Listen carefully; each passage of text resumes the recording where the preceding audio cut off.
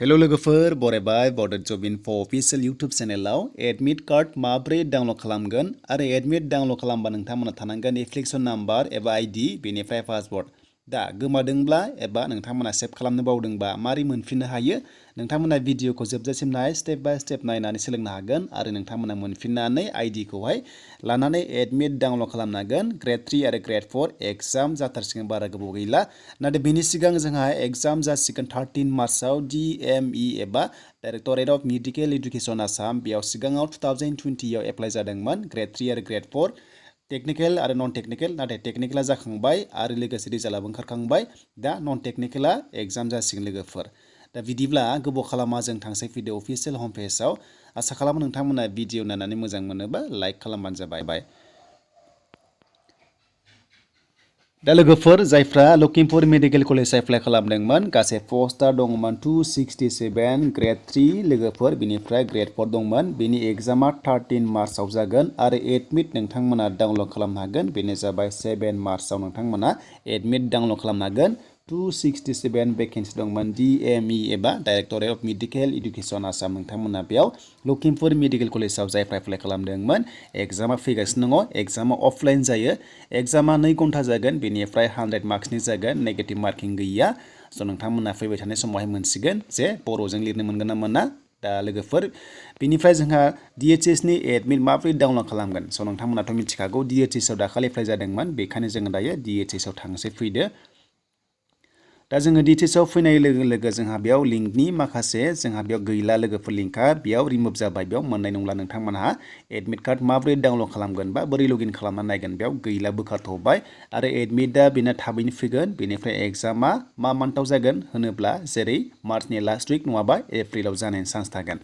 दा जों एडमिटखौ बोरै मोनफिनगोन दा बेखाय जोङो दानिया जोङो मोनसे लिंकखौ आं नोंथांमोननो डिसक्रिप्शनाव होना दोनदों चेक खालामबानो जाबाय डाइरेक्ट फैनानै एडमिट डाउनलड खालामनो हागोन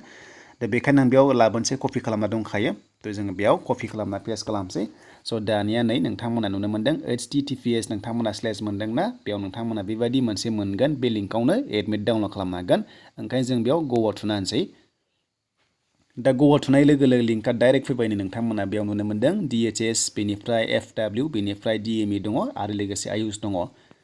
दा जोङो एप्लाइ खालामनो हाला बिनि लास्ट डेटआ जोबखाबाय दाखालि 28 फेब्रुवारियाव दा जोङो एडमिट डाउनलड खालामबा नोंथांमोना गिबियावनो लगइन खालामनांगोन आरो लगइन खालामबा मा नांगौ आईडी नांगौ बेनिफ्राय पासवर्ड नांगौ दा गोमादोंबा बोरै रिकभारि खालामनो हायो बेखौबो नोंथांमोना नायलांखादो जाहाथे आन्दायोबा नोंथांमोना रिकभारि खालामना लानो हागोन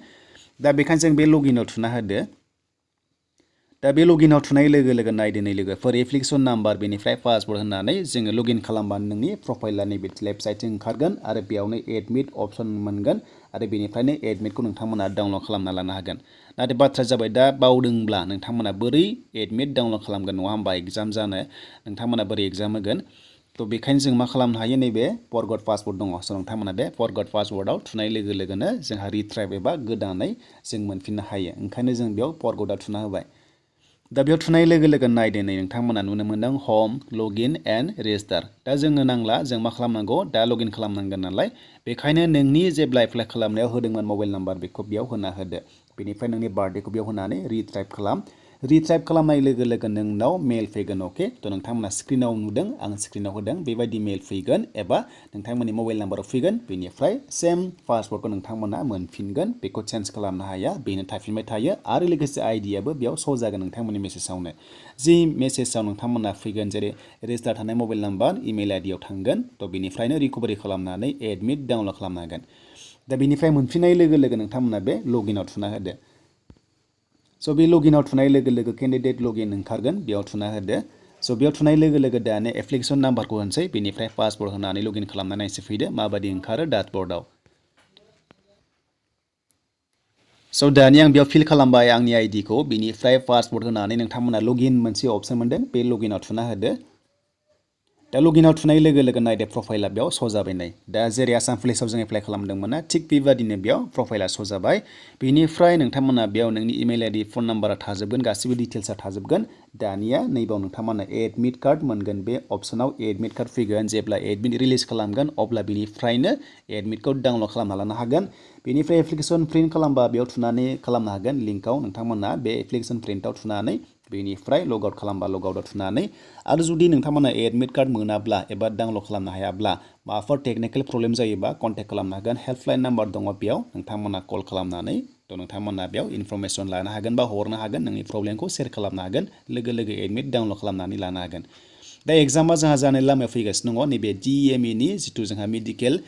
लखिमपुर मेडिकेल कलेजनि जिथु जोंहा साख्रि ओंखारदोंमोन बेनि एग्जामा 13 मार्चआव जागोन नालाय बे जोबनाय लोगो लोगोनो नैबे DHS बेनिफ्राय DME नि आयुषनि एग्जामा थाबैनो जानायनि लामायाव फैगासिनो दङ थ' बेनि सोमोन्दै लोगोफोर लेटेस्ट आपडेट दा दिनैनिया जे हेल्थ डिपार्टमेन्टनि एडमिटखौ बोरै डाउनलड खालामो नोंथांमोना मिथिबाय दानिया लाइक कमेन्ट एन्ड शेयार खालामना होदो जाहाथे बयबो मिथियो